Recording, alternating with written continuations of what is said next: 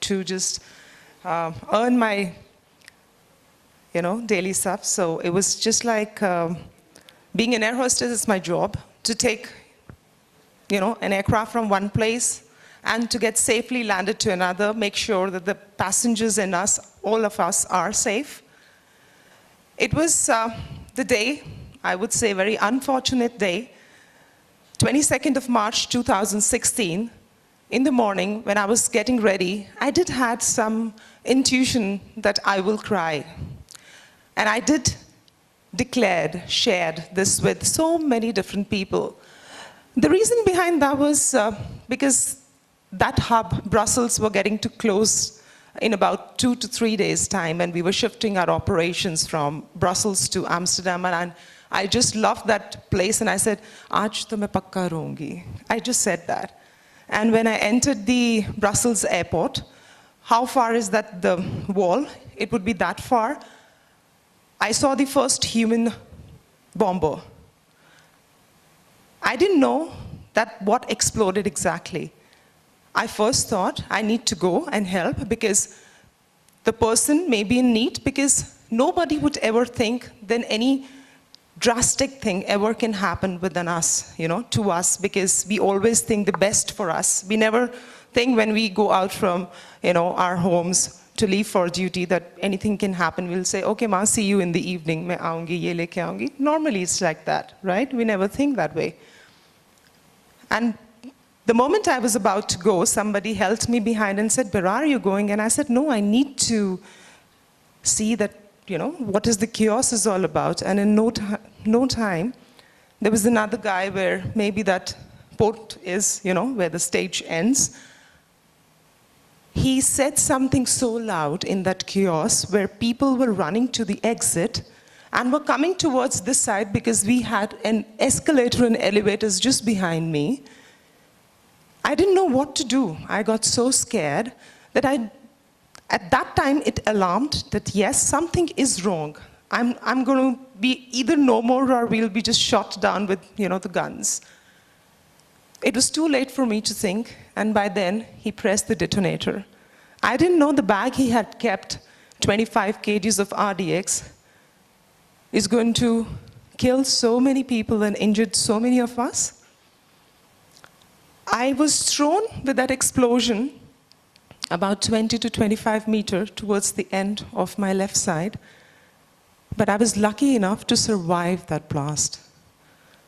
I did get a lot of injuries. I had 25% of my burns. My face was burned, my entire back is burned, my hands, legs. There are so many burns. I had multiple fractures, so many bones which are missing. I don't have a heel bone. Doctors have told me, "You will never be able to walk." I have a metal piece in my eye where they said, and my eye had gone, the left eye, it had gone smaller in size. And they said, "We can't do anything about it because it's so deep that we cannot even touch it. It may hamper or affect your nerves. You may even go blind. Don't do MRI." I've done so many ear surgeries. I'm again yet to do another one, maybe next month.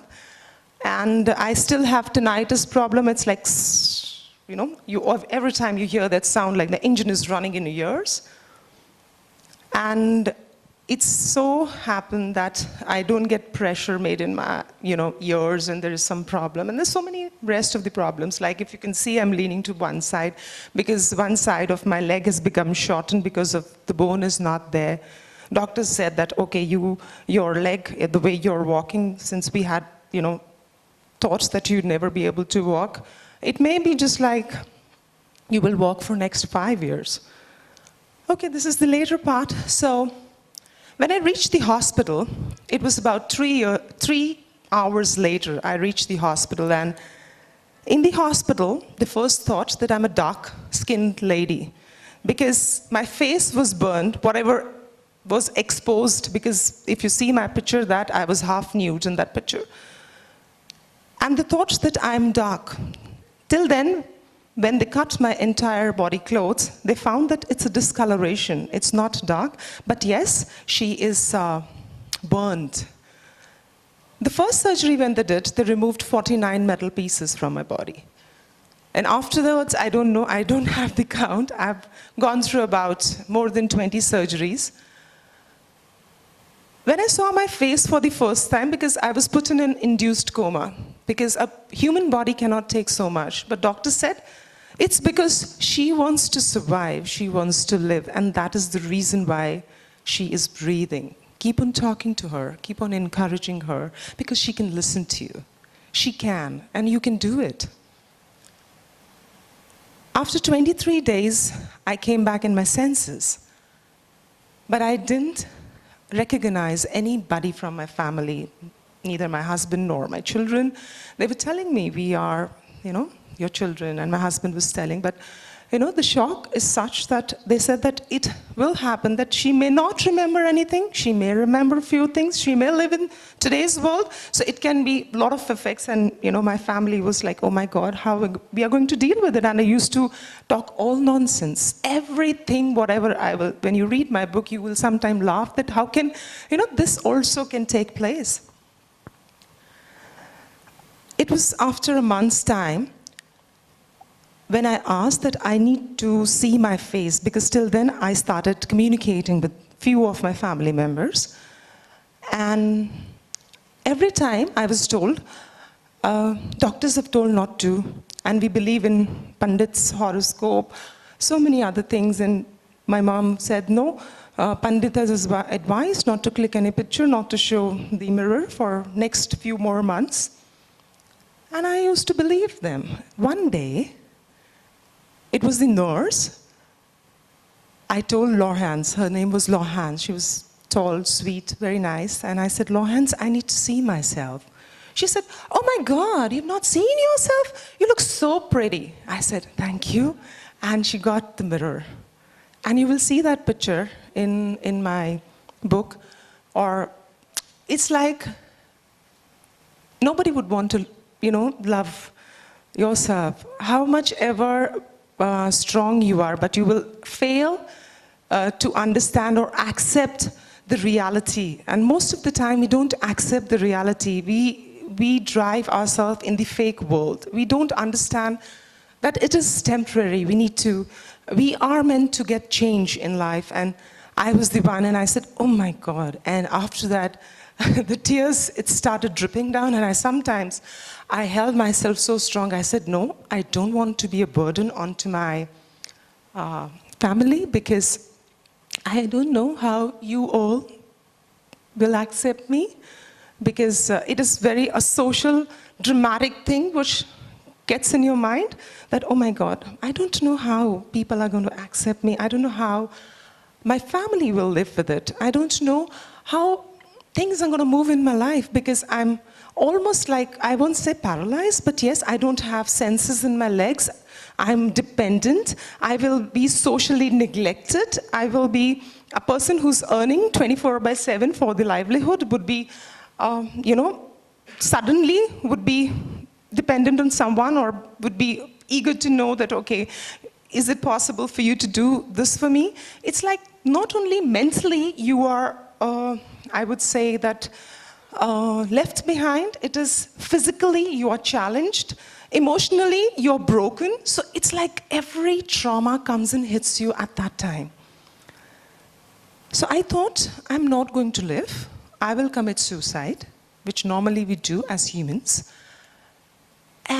But I had the heart, before doing that, to tell to my sister that this I'm going to do it, because I don't want to be a burden onto anyone. And she said, brilliant, do it. She never said no. She said, brilliant, do it.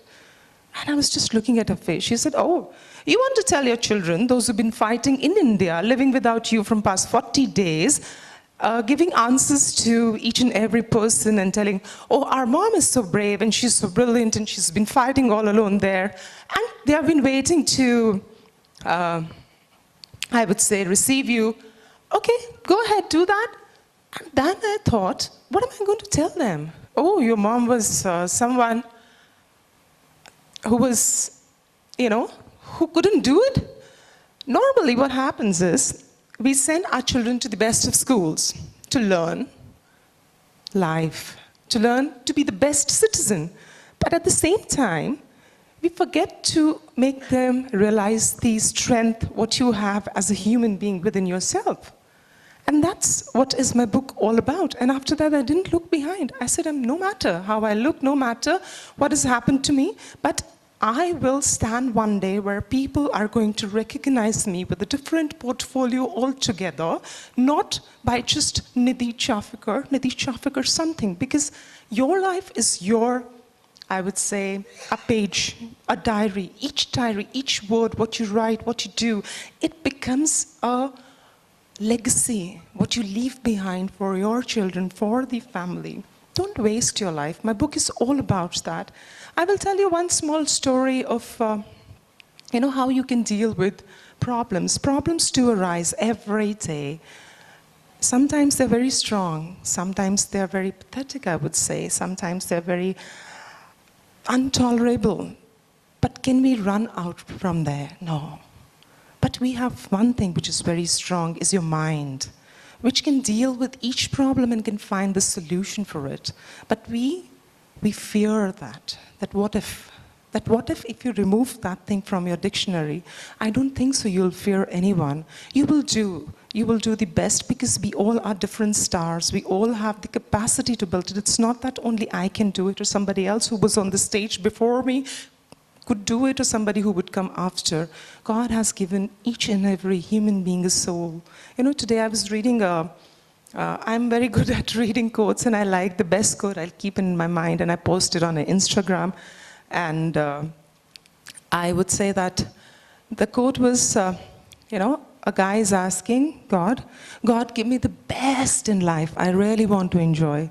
And God replied, I've given you the best is the life, so you enjoy that. So that's the difference, Normally we forget that. So I have very few minutes in hand, so I would just tell you that there's a short story I would write. There was a calf, bunch of, elephants were going, and that small little calf, while doing some masti, he fell into that creek, okay? Now the creek was so small that he went ups and down. His legs were like this on top, and his back was fitted inside. Now he was unable to come out of it. Mom, father, uncle, aunt, who was in the family was trying to make sure that he's out. They're feeding him 2, 3, 4 days pass by. Now the tigers have accumulated, knowing he's going to die and we are going to eat it up. But there, another elephant, he was going and he saw them, and besides he had long trunks. So what he did, he asked the mom elephant, you hold the trunk of the little calf, the baby, and I will push my tusk in so that I can lift that up. And with help of both, they managed to get, the calf out. Despite of 4 days, he's been, there. And the other story is, there were 2 boys doing masti, fell into a well. Now that was so deep and there was nobody around, and it was not possible for them to come out of it. They yelled, they cried, did everything. And one left hope and he died. But the other one did not leave hope. And he kept on, trying, and he kept on calling, and one day somebody came for help and he saw, and that's how he came out of it. Now, in both scenarios, the problem is the same. You got caught. That is a problem. But how you can come out is there are 2 ways. One, sometimes is your family who supports you. You said, हाँ, इसकी तो family ने इसको support किया, इसलिए ये बाहर आ गया. But क्या उसने hope छोड़ दी? No, he never left hope. And the other one was, he kept on trying by himself. He still came out. It's your mind. You have to tackle to mind your mind. You have to tackle to control your mind. And that is what my book is all about. I prayed every day, not that God give me the best, God give me how I can do the best. So that is what it is. That is what your strength is. And we human beings do have it. And I believe after reading my book, Unbroken, you would definitely find something good out of it. Thank you so very much. Thank you.